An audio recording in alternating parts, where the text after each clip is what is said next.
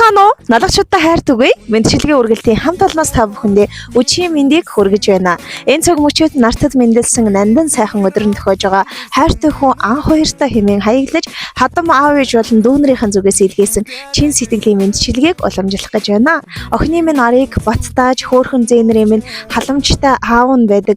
Хүүдээ бид нар баярлаж явдаг шүү. Эрүүл энхийг хүсье гэсэн эрхэм нэгэн мэндчилгээгээр төрсөн өдрийн эзнийг баярлуулцгаая.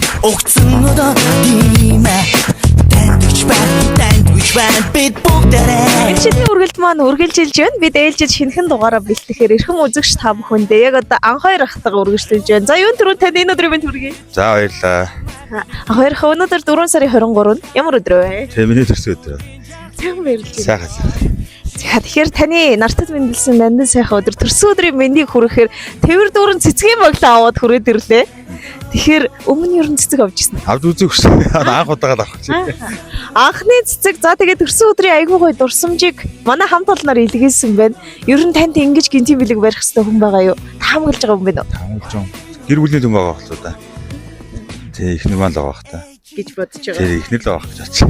За тэгвэл ингээм яхаа хоёулаа эргэлзээтэй олон асуултын хариултыг авъя. Энэ цаг мөчид танд бас бэлэг гэхээс илүү чин сэтгэлийн сайхан захидал ирсэн. Түүнийг нь уламжлах том даалгавартай ирсэн.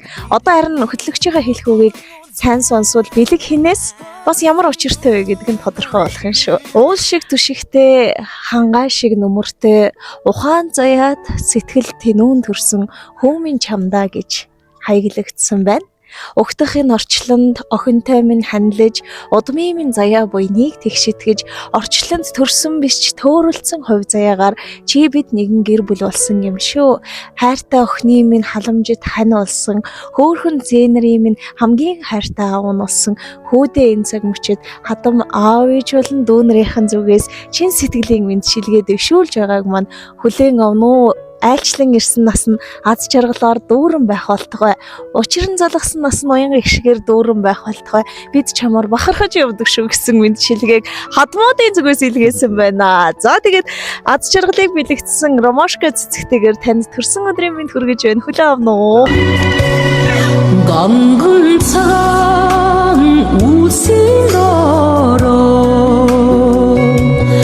Ер нь эрэгтэй хүн дээр их ховор ирдэг. Тэр дундаа бүр цэцгийн баглаа авч ирэх нь бараг сард нэг тохиолдол байдаг шүү дээ. Хайртай хадмуудынхын зүгээс хэлэхдээ нөгөө миний хүү алт шиг хүргэн гэж байдаг бол манай анхаа шүдэл гэд. Айгүй хүндлэлийг л манай хамт олноор дамжуулсан. Одоо энэ дүрсийг бас үзэж сууж байгаа онцгойлог хадмуудтай хандж байгаа. Сэтгэлээс хаваалцъя. За Баярлаа аав ээжтэй, хоёр дүүдээ баярлаа. Анх удаа цэцэг авч үзэж чинээ эвгүй л идэл юм.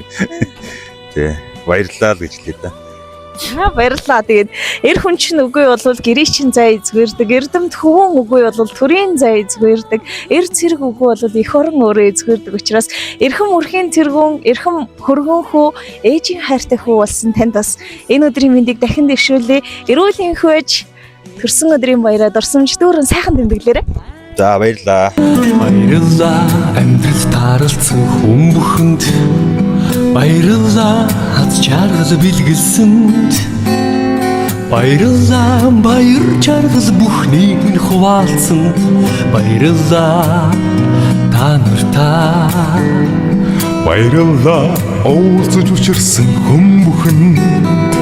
Баярлалаа ухаарл бэлгэлсэнд. Баярлалаа өйтгөр хүнийг минь хуваалцсан. Баярлалаа та нартай. Хүний хор ворын хорон бүхэн ерөөл